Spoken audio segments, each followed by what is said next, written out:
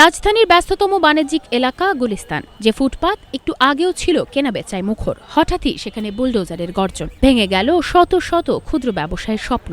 নিমিষেই ধুলোয় মিশল বহু বছরের তিল তিল করে গড়া উপার্জনের শেষ সম্বল। ফুটপাত দখলমুক্ত করতে ঢাকা দক্ষিণ সিটি কর্পোরেশনের এই আকস্মিক মোবাইল টিম অভিযান।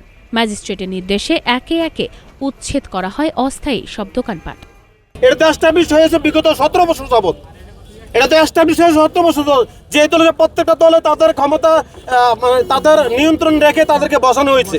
তো বসানো হওয়ার পরে তাদেরকে পুনর্বাসন করা হোক।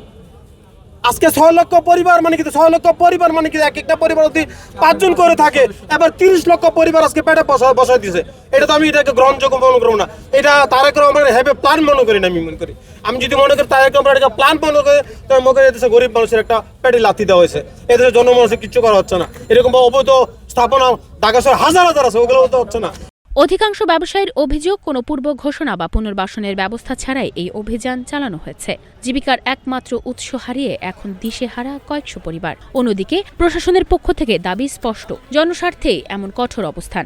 এটা অনেক ভালো একটা উদ্যোগ। আমরাও চাই যে রাস্তাঘাট ক্লিয়ার থাকুক, ফুটপাত ক্লিয়ার থাকুক, কিন্তু এটার পাশাপাশি তো আপনাকে এখানে যারা জীবিকা নির্বাহ করে চলে, ছোট ছোট ব্যবসায়ী যারা আছে, তাদের কথাও তো চিন্তা করতে হবে। একজন ব্যবসায়ীর একটা দোকানে 2 জন কর্মচারী আছে, তাদের কথাও চিন্তা করতে হবে।